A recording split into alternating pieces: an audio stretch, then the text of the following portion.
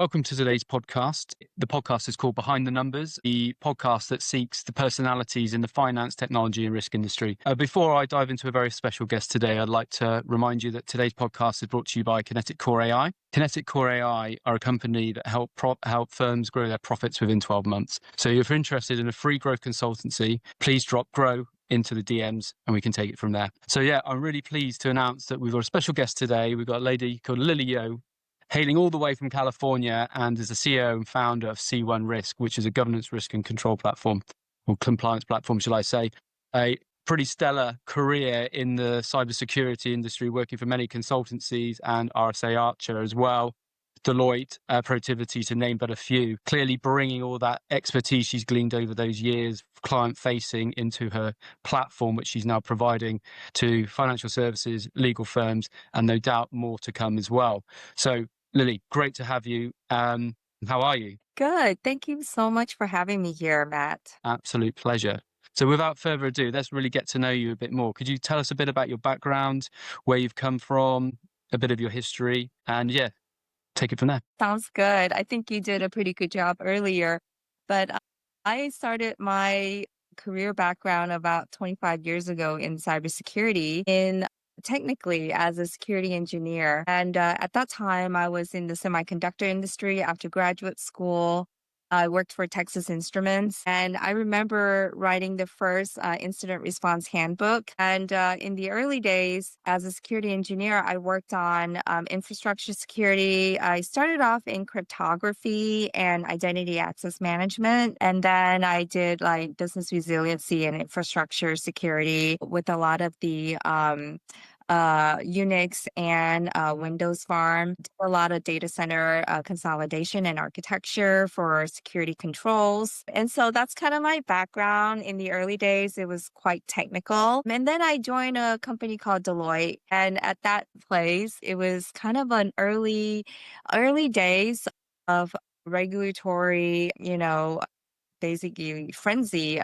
We were having a lot of corporate fraud with Enron and so PCI came on board. So it was the early days in the early 2000s, and I really saw that our security, demand for security services has started to increase tremendously because of all these regulatory needs from SECs and many other regulatory board.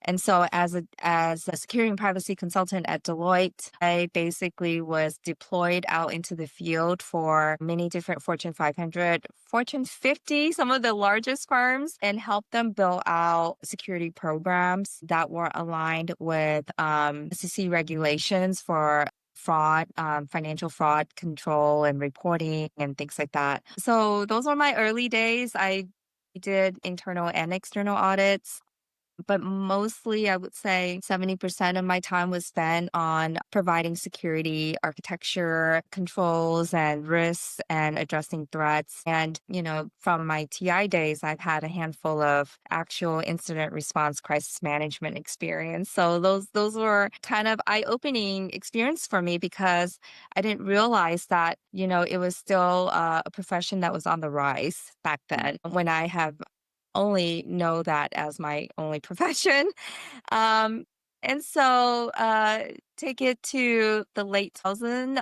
I moved to the Bay Area in Silicon Valley. I just really love technology. And I joined a company called eBay right after they purchased PayPal. And they had gone IPO. And so there were a lot more needs from a control perspective. And so I was their first technology auditor at eBay. And we, helped build a lot of the work programs and work paper for their data warehouse. And also tackling PCI compliant in the early days when PayPal needed to get their first PCI certification. Yeah. Yeah, so the rest is kind of history. I really love working with customers and clients. And I went back to consulting at Protiviti. And then later on, I really wanted to get into the software space because I felt like that when it came to the regulatory space and compliance space and audit space, it was very manual. And with my technology background, I really wanted to push for automation. And that was just really where I got really excited in. And I joined a company called RSA Archer. And at that time, they had just gotten acquired by EMC, and we were on this growth trajectory. It really made sense. I think that, in every framework, every industry, we needed to do a risk assessment, and then we needed to Yeah. mitigate risks. And there was just like so many parallel requirements and processes going on. We needed to do this more efficiently. And so I saw a lot of good, bad, and ugly implementation Yeah. of GRC. And right before C1 Risk, I was at RSA, and the transition happened really organically. I felt like cloud infrastructure was starting to be like another wave of digital transformation. And I really felt like the world of GRC software was not changing fast enough to keep up with like cloud controls and cloud security and also cloud services, right? I think that when it comes to software, people's buying behavior has been changing, as you can tell from being, having IT being in control of selecting software to the application owners. And now with cloud services, it's just so easy, to just like, get whatever you need. So I think that technology needed to change. And I think that's where I'm really excited about C1 Risk. We were built natively in the cloud, and we Yeah. were built to be a multi-tenant environment. And I think that our special sauce is that we're 100% API. So if you Yeah. think about the interoperability of software, how we need to make sure that our system talks to each other in a very seamless, cost-effective way, I think that's where we stand. Right. Well, thank you very much. That was a really great update on that. So in terms of, it sounds like, and just back to your eBay deal, I'm just interested because did you find it difficult at that point in time? Obviously, they were growing, expanding, and typically when organizations are doing that, certain things get dropped, as a result. So did you find that you were always having to chase and you were sort of having to keep up in terms of with that growth to ensure that the compliance and the security needs were met as they were growing exponentially? That is such a great question, Matt. I really think that like with any organization, we're constantly in a flux of change. If it's not through reorgs, it's through activities and growth, right? Hopefully.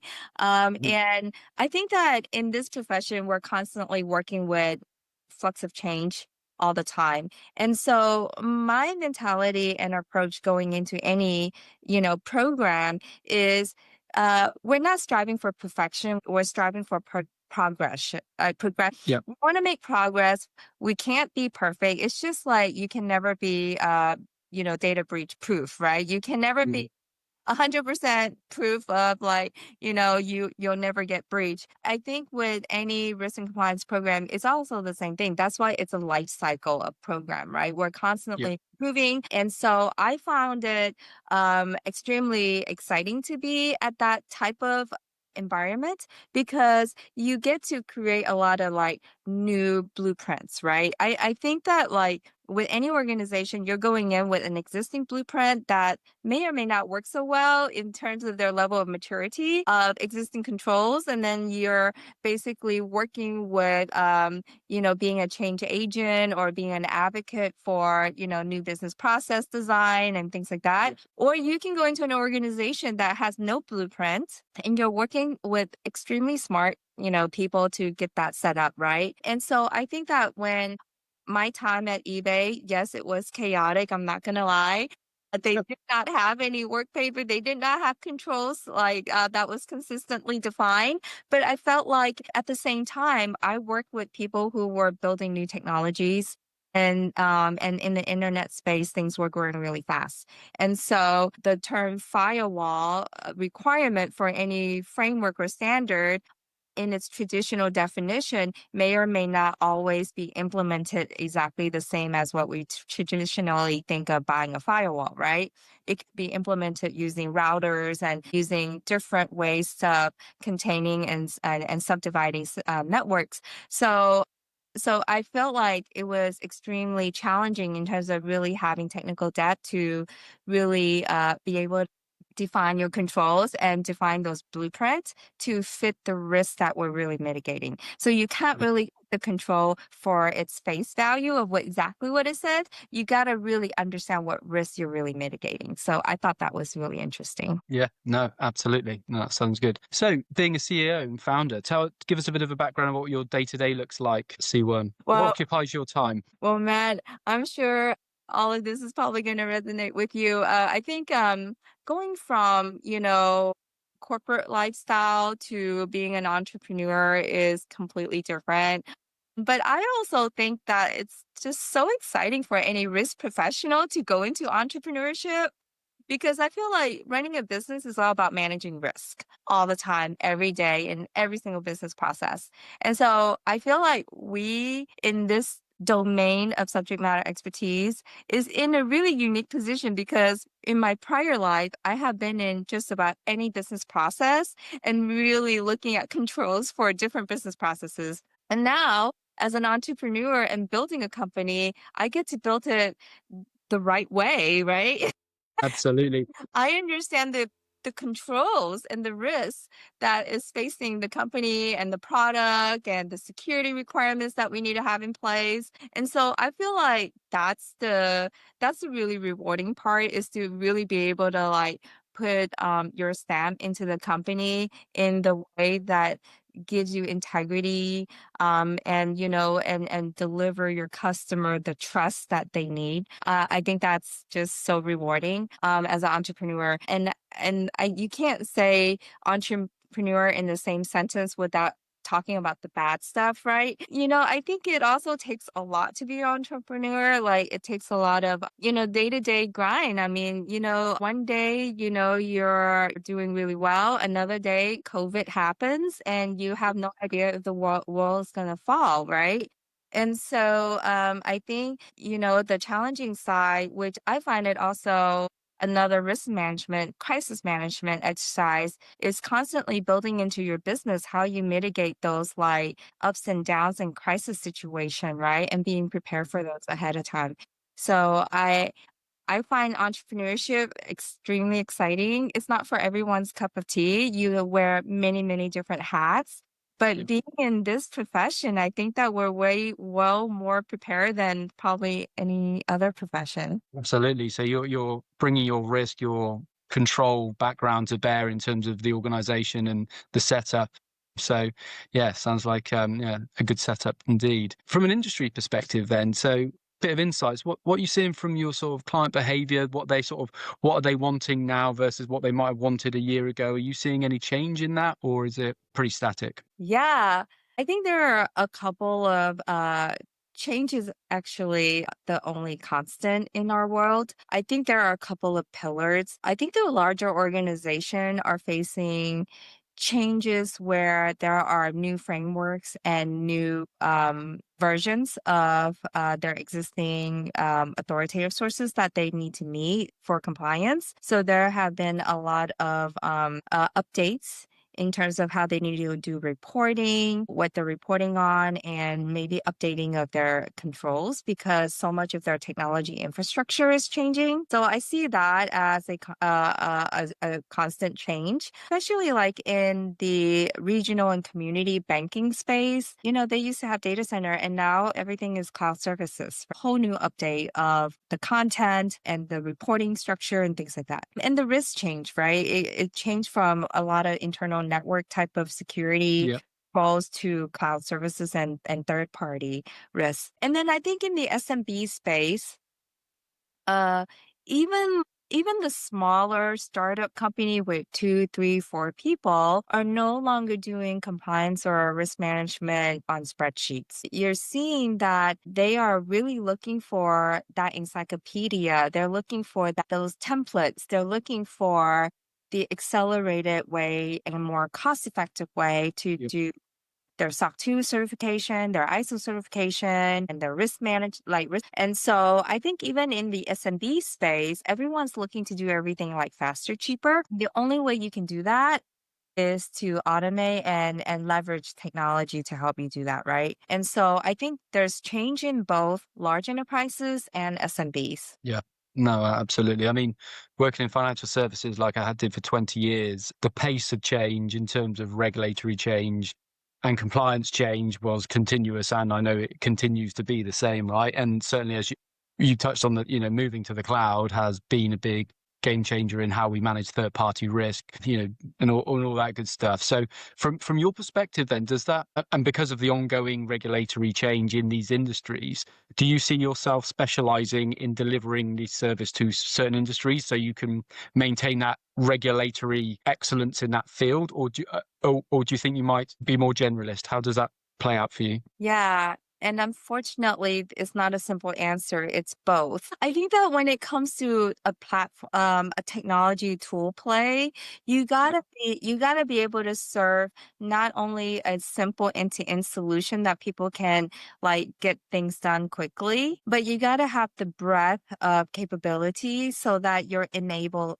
Technology is an enabler for a program, right? So Yeah, the cost of what people are spending on the technology should enable them to do things more or faster or cheaper, right? So yeah, I think technology has to be broad, and there's still a very much need for platform, user experience, and capability that allow people to expand quickly without the exponential need of increase in pricing.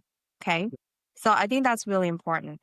I think on the people and process side, the people and process, that side is changing too, because with technology, maybe leaders don't think that you need as many people as you need to do a same program. But you and I both know that if anyone can spend their whole life doing vulnerability management or doing policy management, right? Like, this GRC space is so broad. So I think and you can't expect one person to be an expert at everything. It's just, I think, unattainable. So what I think is happening on the people and process side is that risk needs to be distributed across the organization. It's everybody's responsibility.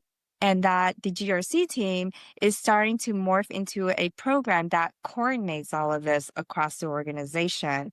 And I think it's absolutely unfair to have a GRC person own all the risks in the company. It's yeah. just not really realistic, right? Yeah. So it really needs to go into the decision maker, and building a culture of risk is that much more important now. I think that's a really interesting point. As one I was going to ask you actually about culture. Do you see the platform that you can implement, the processes as a culture change for organizations? It's an enabler for them to do that and become more, to your point, more granular in terms of the risk and the controls that they operate to mitigate those risks. And that's a key part of what you deliver as with the platform alongside the Yeah. tech. I think building culture has a spectrum of adoption and accountability that comes along with it. You know, you can't hold people accountable if they're not providing their input, right? Like if you are giving them the words to put in their mouth, they're not going to own it as much as what they're telling you. So I feel like building a program means enabling people to provide input into the risk program, right? So with tools that makes it that much easier to track and have audit logs that, takes time away from doing the administrative stuff, but have more meaningful conversations with your risk owners and your control owners. I think that's level one is understanding adoption and where you are in the maturity curve of adoption of a program process. And then I think once you have adoption and engagement, that's when you start building relationships. I think oftentimes we go straight into compliance or we go straight into risks and build the risk register. We fail to understand and really build and spend time on the governance piece. And a lot of time, the governance piece is more than policy. It's more than roles and responsibility. It's really building relationships too, right? Because we're reducing exposure, improving awareness, and it's the only way we can address future threats that we don't know about is if we have a culture of risk management. Very good. Very good. So current state then, what's working well for you guys at the moment? We are so excited about the where things are heading for Suwon Risk. The initial vision of using APIs to streamline processes instead of like doing workflow and getting human involved is really coming into play. We have a number of customers that are investing in GRC like API integrations, and they're building metrics and dashboards that they need to make quick decisions and build risk culture in their organization. We're seeing that really come to life, and that's really exciting when you can really scale using technology. I think that's really exciting. Where we're moving is continue to provide that technology efficiency and enable all these GRC program by adding and looking at how do we provide a trusted model for using AI to improve GRC program. And I say trusted model, that is really important to us because we're in the risk industry. So we're really looking at like how are these AI tools really being used following the data, like where's the data coming from, what data are we using, and are we providing high quality GRC data for our customer. And I think that's a really exciting place and for us to go into 2026 as all these new innovation come in. And I think that we don't have to rush. I think we need to do it right, because there is a lot at stake. Once your data is out there, you're never going to be able to get it back, right? Absolutely. So Absolutely. I think that we're looking at it cautiously because trust is like really important to us. And that means more than just like letting everyone know, like, hey, we're doing AI right now, right? I think that doing it carefully, doing it where everyone is transparent about the quality and where the data is coming from, the source of the data is just so important. Yeah, no, 100%.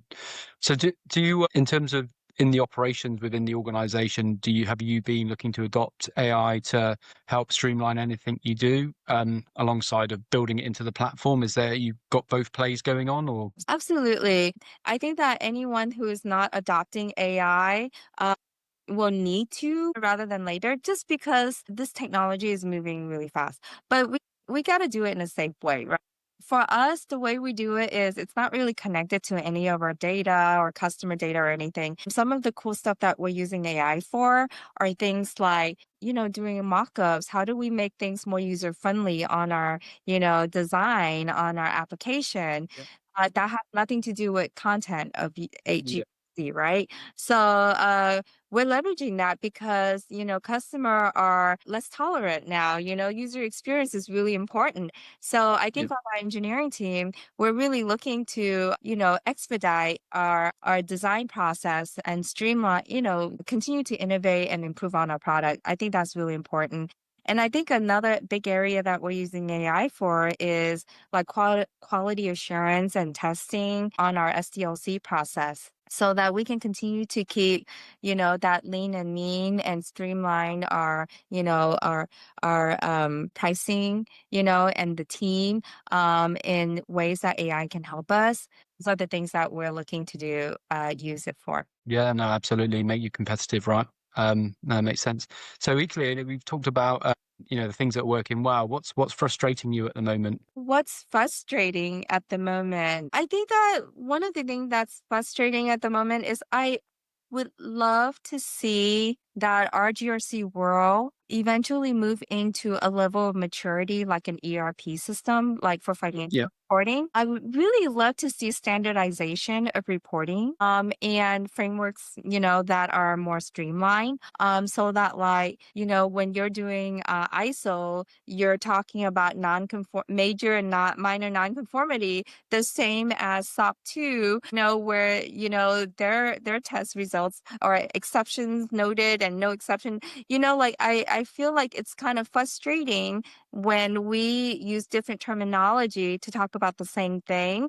It's not efficient, it's not productive. I think we are all trying to do the right thing about protecting something, understanding the risk and controlling the risks, right? And mitigating risks. So I think that I'm hopeful and I'm really a strong advocate in terms of standardizing our reports, using those as to have APIs to DE filing with auditors and with regulators. And that's where I really would love to see people like collaborate and streamline. And I would love to work with anyone who wants to talk about that. Yeah, no, that sounds interesting. I mean, do you, because with like things like ERP and you talk about the maturity there, and I guess I'd ask you this question whether this is true. Do you find it in terms of with the GRC platform harder to demonstrate return on investment because it's risk management, or are you seeing actually because it's in such a bad state and they've got such a requirement to modernize that actually the return on investment is easy to demonstrate and it's therefore the conversation's easier in the I guess the sales is easier in that regard. How are you seeing that? This is such a big question. One of my customer recently told me and said, "Hey, Lily, after like 3 generation of GRC tool implementation in her career, like someone told her there is no perfect GRC tool, right? You pick one, you get married to it, and you make it work, right?" So there's some truth to it, about that because I feel like what is worse for your organization, switching a GRC tool every year, every 2 year, and miss out on all that historical data or miss out on that growth where you can keep growing and start over, is that better or is it better to have a tool that you're compensating for a bunch of other things? Yeah. I think there's a middle ground. I think picking the right platform for your ERP system is very much about like, do you need a NetSuite or an SAP, right? So I think eventually our market is going to have to be mature enough for people to easily define, like, am I an SMB business and I just need a NetSuite or a QuickBook, or do I need SAP where I can figure everything and I have my manufacturing processes and I'm going to pay the price tag to upgrade those type of environment, right? So I think there's a place and a need for each small, medium, and large type of fit. And I think what's most important is pick your fit and have history. And in order to have history, you got to develop the type of relationship that you need with your vendor to grow together, right? I think what's worse is not having history and not having consistent processes, after year 2 or year 1. Yeah, that makes sense. Thank you. So what does the next 6 to 12 months look for you guys? What the sort of key KPIs you're going to be focusing on over the next 6 months? Yeah, so for us, I think metrics and reporting standardization is going to be a really big key. We're going to look for all the areas where we can plug into APIs for e-filing of like reporting of poems and different opportunity that we have to be able to take the same data, put it in their language, and then Yeah. file a report or export a report, right? Like, I think we really need to get better at reusing the data and streamlining operation whenever possible. Very good. Very good. So yeah, if you just had a magic wand and you could unblock or get rid of something that's slowing you down right now to achieve these end goals, what would that be? Oh gosh, budgeting for GRC program realistically, right? I think even, everyone's asking for AI, but it's like the cart before the horse or, whatever they say. When you use the word AI, you need to think about trust too, and everything has a price tag, right? Like every control, every encryption. And so I think that like we're generating a lot of busy work for ourselves. I think that like GRC program budgets and having realistic expectation about the talent of people that you have, the model that you need, either in-house or outsource it with the right expert provider. I think that people need to make some good decision here that is aligned with their costs that they can endure. Good. Awesome. So, final question then. What piece of advice would you give to the young Lily just in an early part of her career? What advice that you know now that would have been useful to you then? What would you tell your younger self?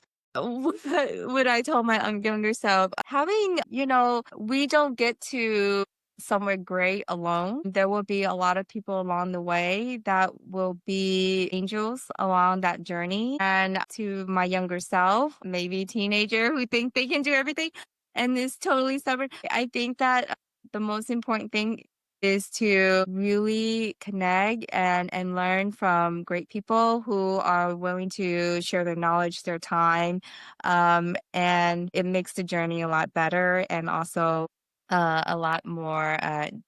Great. Wow, that's really good. Yeah, I'd just like to say many thanks for coming to talk to us. I think clearly your passion, your deep expertise in this topic is really going to drive C1 forward. So I can see it's going to be a bright future, and we're going to hear a lot more about your platform in the future, certainly in the financial services space as well. So I'm going to keep an eye on that. So I wish you all the best for the future. And yeah, once again, thank you for coming to talk to us about you and your organization. Thank you, Matt.